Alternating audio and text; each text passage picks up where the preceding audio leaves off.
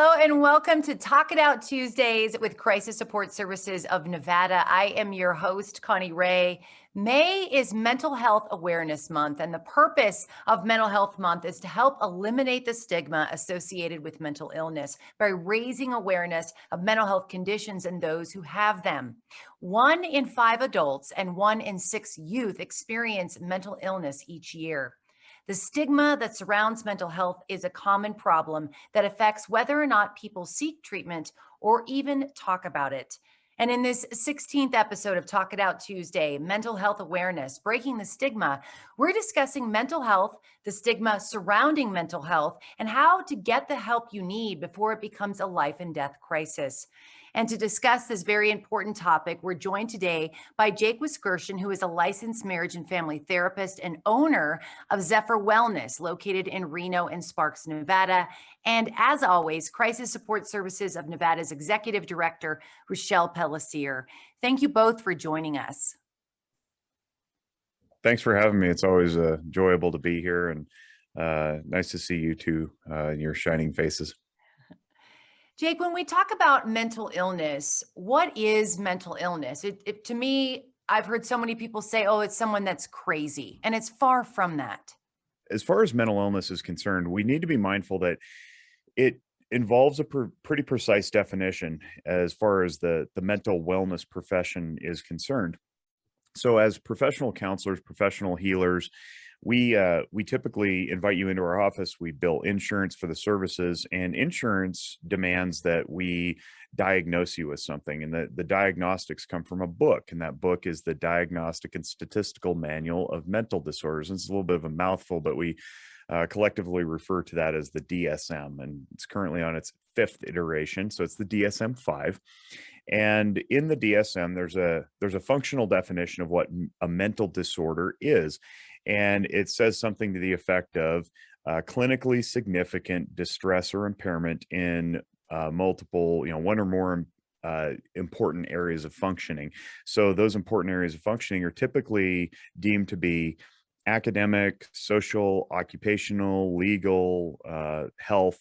So if your life is altered in a negative way by something going on in your mind, you probably would qualify for a diagnosis of a mental disorder. And I think that's important because a lot of people go through life struggling with life issues, right? And life presents things to us. We respond in a certain way. It's not always pleasant, but it doesn't necessarily rise to the level of mental illness. So in addition to that definition, we also have criteria for each of the disorders. And we could talk more about that for sure. But I think it's important that the listening audience understands that in order to level up to a diagnostically significant definition of mental illness, we have to meet a bunch of criteria. It's supposed to be hard to be diagnosed with a mental illness, just as it's really hard to be diagnosed with a physical illness too. I think it's important for our everyday viewer, for all of you out there, instead of thinking of it as mental illness, think of it as your mental health. And there's all different levels of, issues with your mental health that could get you to a place where you accelerate to a mental illness, so to speak. So with May being Mental Health Awareness Month, then we understanding that just because you're suffering with some anxiety or depression or all the different things that we suffer from, most of us suffer from, does not make you crazy or mean you have a mental illness. And you need to talk about it right up front so that we can do something or help people to not get to that place where have a mental illness or you're in a crisis because your mental health has gotten so acute. So I think that's really important for people to understand. Yeah, I really appreciate you pointing that out. And I think that what's important to keep in mind is that things are on a gradient, right? You could be super mentally well where everything's clicking and you're running life on your own terms and whatnot, and you can slide back a little bit, and we all have bad days, right? And that doesn't necessarily break over into a diagnosable illness. It doesn't necessarily also mean that you're in crisis. And I mean, we're on a show sponsored by Crisis Support Services Nevada, and crisis is whatever the user defines it as. If you have a crisis because you broke your favorite 13 by 9 by 2 pan that you're going to make the casserole in for family that's coming over, and you really needed to do that casserole because your guests really wanted a casserole because you promised them to them. That could be a crisis, right? And so we want to be mindful not to judge other people's crises through our own lenses. But that doesn't necessarily break over into mental illness either. A crisis doesn't level up to the criteria that I specified earlier. Most of those criteria have to do with time limitations.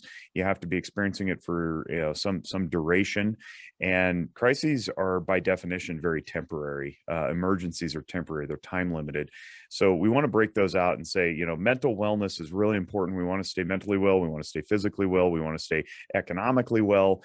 Then we can fall back along that gradient to various levels of, I guess, distress or impairment, but not always do we need to seek professional intervention when those happen. And I think that's my motivating, inspiring message that I'd like to send out to the world, is that, as human beings, we made it here, across our 40,000 years or so of the current iteration that Homo sapiens currently hold. And only in the last 120 or so have professional counselors been a part of that equation. And so somehow we made it, right?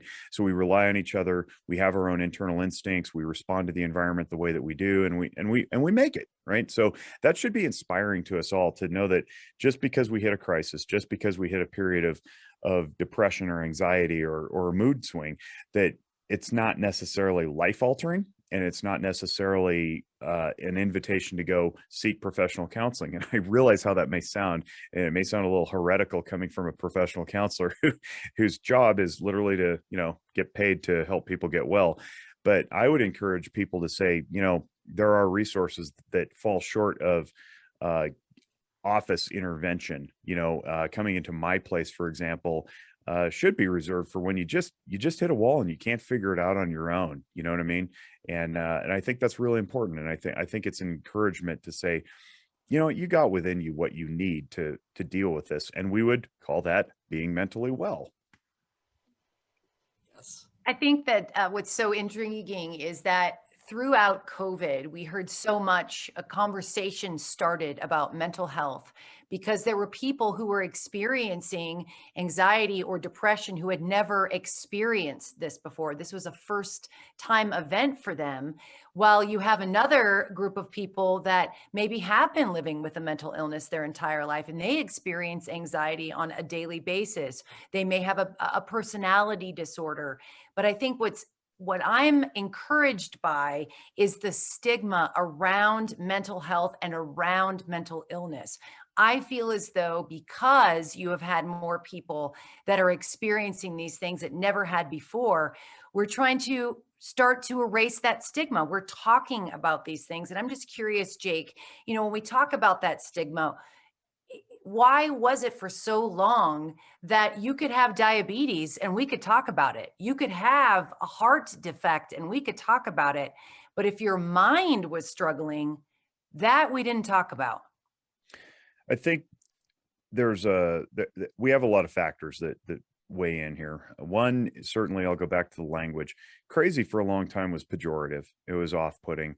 We were communicated this through mainstream Hollywood media as well as literature that said, the crazy people get locked away because it was spooky and understandably it was bizarre and we didn't know how to deal with it because where is a mind? We don't know where a mind is. We can't quantify it. We can't label it. We can't touch it. And so if something is wrong in the mind or the psyche, or even deep within the neurological function of an individual, it's very hard to express that and communicate it and put a finger on it, so to speak, to then be able to fix it. So culture, especially Western culture, likes certainty. We like to know things. We like to be able to box them up and figure them out and pretend that we know all that there is to know about them. And when we don't get that, we're left searching for our own answers. And sometimes the easiest answer is just to ignore. And unfortunately, we did that with people for a long period of time. When they were acting bizarrely, we just ignored them. We called them witches, or, like whatever we did with them. And that still bleeds out today. So like I said, I don't want to be the language police where we say, stop saying the word crazy because it's off-putting. No, go ahead and say, if something's crazy and bizarre, call it what it is. Maybe let's not label people as that, though, because people are deep and people can recover. And that's my message about mental illness and mental struggles, is that you should be able to recover from this stuff. It is overcomable. And that's a message of hope and inspiration too. So there's one aspect of the stigma. Another aspect of the stigma is something that I think my profession does to itself. And I have sort of become, I guess, a person who rages against the orthodoxy of my profession. And I can tell you that going through grad school, we were told, don't acknowledge your patients in public. Don't acknowledge your clients. If you're seeing them in Costco, turn your cart and go down the other aisle. And I think that's horrible. I get the idea about why we want to communicate that, to preserve confidentiality and so forth and respect privacy. However, I have a lot of people in my life who hold very private information about my life, such as my attorneys or my orthopedist or my dentist or my financial advisor, and they don't ignore me in public. So I think that what clinicians do by embracing this and pretending that there are our clientele are something to be avoided, is we communicate a message that seeking treatment is something to be ashamed of, and it's not. And to your question about why physical illness is easier talked about than mental illness, I think it's because it just hit the forefront a little earlier. So we're there's a lag here, and we're trying to play catch up. And one of my missions is to, at the end of my career, be able to sit back and point and say, yeah, we're able to talk about my ACL repair in the same relaxed breath as we can talk about my depression treatment. And I can tell you, I've had depression in the past. I overcame it. I've had anxiety. I've had massive panic attacks. I've overcome all this stuff. And so have my patients. So have lots of other people. And so this is a message of hope that says, one day I'd love for people to be sitting in the office of Zephyr Wellness in the waiting room, taking, Instagram selfies and posting them on whatever social media they do, and say, get my anxiety treatment on, the same way that we post CrossFit videos or talk about our weight loss or talk about our, struggles with diabetes or whatever it may be, because we need to make the conversation normal. That's not to say we glamorize it or continue the language of people living with mental illness. It's like, well, why would you be living with mental illness? Get it treated. If you're living with physical illness that can't be it can't be taken care of, let's talk about that in a different light that says we're overcoming it by our treatment, right? But if it's a physical illness that can be treated and cured and overcome, a broken arm, you cast it, you go to physical therapy, you resume your sports. Same thing with mental illness. There are certain infinitesimal demographics that I think will say, I'm going to live with mental illness, in perpetuity, and maybe all we can do is manage it. But by and large, the vast overwhelming percentage of people who ever struggle with a mental illness get through it. And I think that's perpetuating the stigma. The last thing I want to talk about, and I put up number 3, is my 3 prongs here: culture, profession, and insurance. Insurance perpetuates the stigma, I think, because what insurance says, and to my knowledge, we're the only profession under the medical umbrella that does this. Insurance says you need a diagnosis in order for the clinician to be reimbursed for services, meaning you need to be broken before you can get treatment. Every other medical intervention, dental, optometry, pediatrics, primary care, you get a routine well-person check once, twice, 3 times, sometimes 4 times a year without needing a diagnosis of being broken. That's a problem. We need to invite people in to do the pop the hood, check the belts and hoses, make sure everything's running tight, just to tune them up. And we don't need to be sending off a diagnostic code to insurance. Now, 3A below that is the impression that it leaves to other people who still have it in their head that once broken, always broken. And that couldn't be further from the truth. But I know that there are professions out there, some of whom are really well respected emergency medicine physicians, law enforcement, other emergency responders, first responders, um, who, if they're seen to need mental health care, some of their peer groups will deem them unfit for duty. And that's not okay. We need to bust through that with the message that says, go get yourself treated, go get well, and then be high performing afterward. Because if we ignore it, you actually become a liability. It's kind of like the person on the sports team who has a tweaked ankle and doesn't tell the team. You become a liability to your teammates if you don't acknowledge that you need care. Go get your ankle treated, sit out a game or two, and then come back and be at 100%. We need to do that with our mental wellness treatment too. I love where you went with that. That really is so graphically paints a picture for us.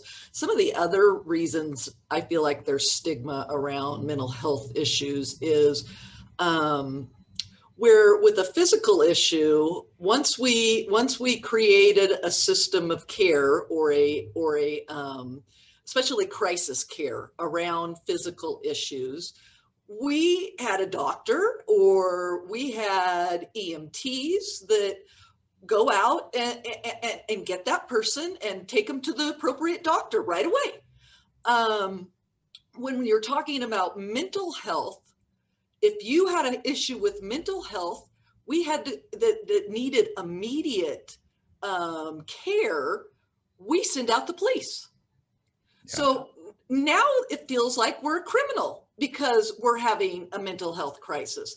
And not only do we send out the police decide, because this is what they do, whether they're going to go out to that person in a mental health crisis. And when they get there, if the police say you're in the worst mental health crisis of your life and you need to be hospitalized or just taken to the emergency room, then the police have to transport you by handcuffing you and putting you in the back of their cruiser. So for all the neighborhood, now all the neighborhood thinks that you're a criminal, not just that you're suffering and having a really, really bad day. So working through that causes a lot of stigma, and until and that's nationally, that's not just in Nevada, we do this work nationally, and that's what happens nationally. So luckily right now nationally, we're really talking about, we need a system that has parity to the physical health system that takes care of people for behavioral health situations. And it's not the police that we send to you when you're having the worst mental health crisis of your life.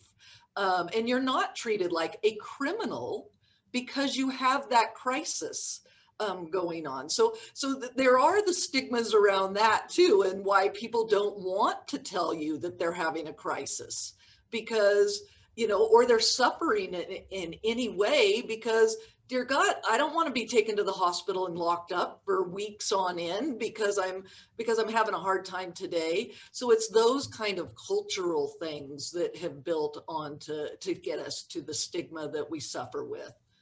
I 100% agree with what both of you are saying. Going back to what you were saying, Jake, about that diagnostic code, right? Why aren't we going in and getting a mental tune-up just like we would our physical that we get every year, right? There should be no difference in that. And I think that would absolutely eliminate that stigma. If we started treating it, whether you are having anxiety or depression or you're having suicidal ideation, if you are actually going and getting that help on a regular basis, the idea of you falling into a crisis would be less likely because you then would have the resources and the availability to say, hey, I recognize this. This is what I've been working with my physician. This is what it means to go and get, mental health care, to speak with a therapist. And I just believe that both of you are so on the right track with this. And going back to what you do, Rochelle, at Crisis Support Services, obviously, you are there for when when that crisis happens. And going back to what you were saying, Jake, a crisis is different to every individual. So with that being said, Rochelle, I see crisis support services as being there for the person immediately in crisis, but also the family members, the friends, the people who are concerned about the individual in crisis. When I care about a family member and I'm not able to help them, it becomes a crisis for me. That's where you can come in. Absolutely. The best suicide prevention is to help someone before they get to that point. And if we do not give the tools to help someone when they're just feeling anxious right now, or to use the verbiage that if you're not feeling, you don't have to be in crisis, you don't have to be having suicidal ideations to call in and get help. So that's the most important thing, to try to help someone before it is a full-fledged crisis, before, and have them calling us before it's a full-fledged crisis. We really saw that change with COVID, when COVID started, because we are the crisis support services for the entire state of Nevada. Of course, the state came to us and, COVID was a huge crisis, not just for Nevada, for the world. And so they came to us and said, how do we get people help immediately? Because they're in crisis right now. And so we started having this conversation like we talked about. Well, really, we want people to call us when they're just not feeling good mentally, when they're struggling. It's not wait until you think the only way to get out of the pain of your struggle is to end your life. That's too late. We want to let people know to call us before then, because and everyone gets to whatever mental health struggle they have in many different ways. It could be historic trauma.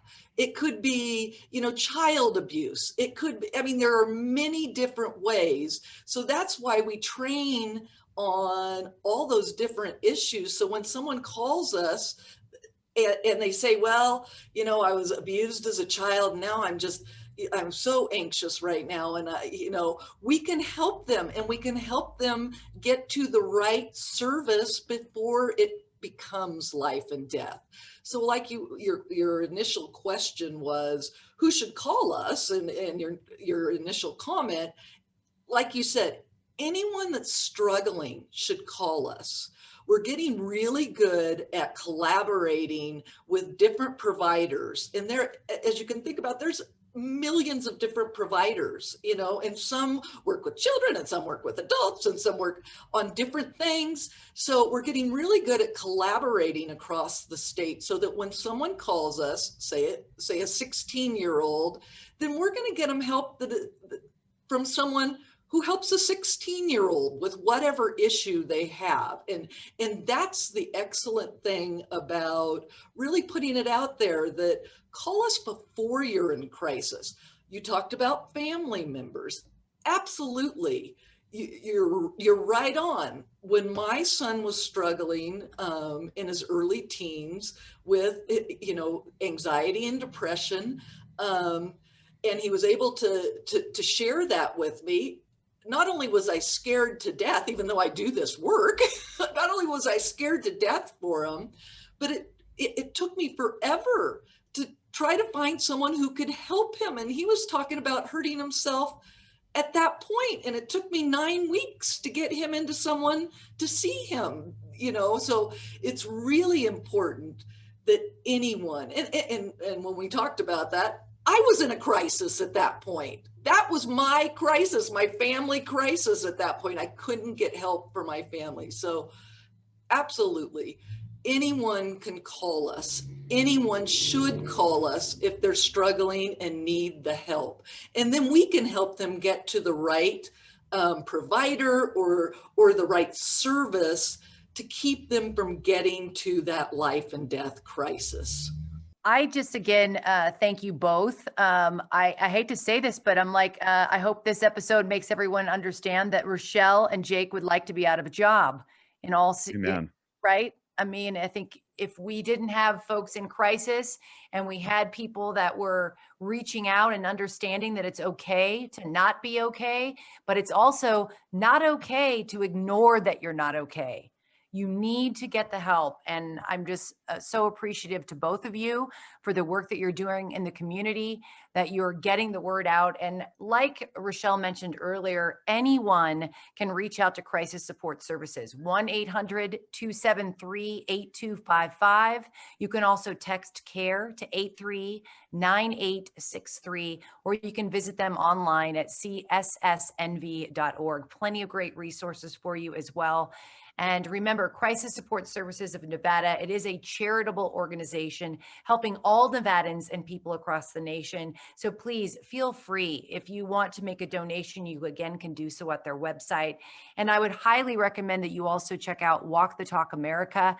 Jake Wiskerson is on the board, another wonderful, amazing nonprofit that is really starting the conversation between gun owners and those in the mental health community. Thank you both for all the work that you're doing in our community. You're welcome. I accept that. Thank you. And if I may say so, if you want a free and anonymous mental health screening, doesn't take very long to do. It's completely confidential. Go to wtta.org/love, and you can just check in on your own mental well-being right there. There's like 14 different quizzes you can take. A couple of them are in Spanish, and it's totally free. And again, thank you so much, Jake Wiskerson. He is the owner of Zephyr Wellness. He's a licensed marriage and family therapist. Thank you again for being here on Talk It Out Tuesday. And as always, thank you to you, Rochelle Pellissier. She's the executive director of Crisis Support Services. You can join us next month for our next episode of Talk It Out Tuesday.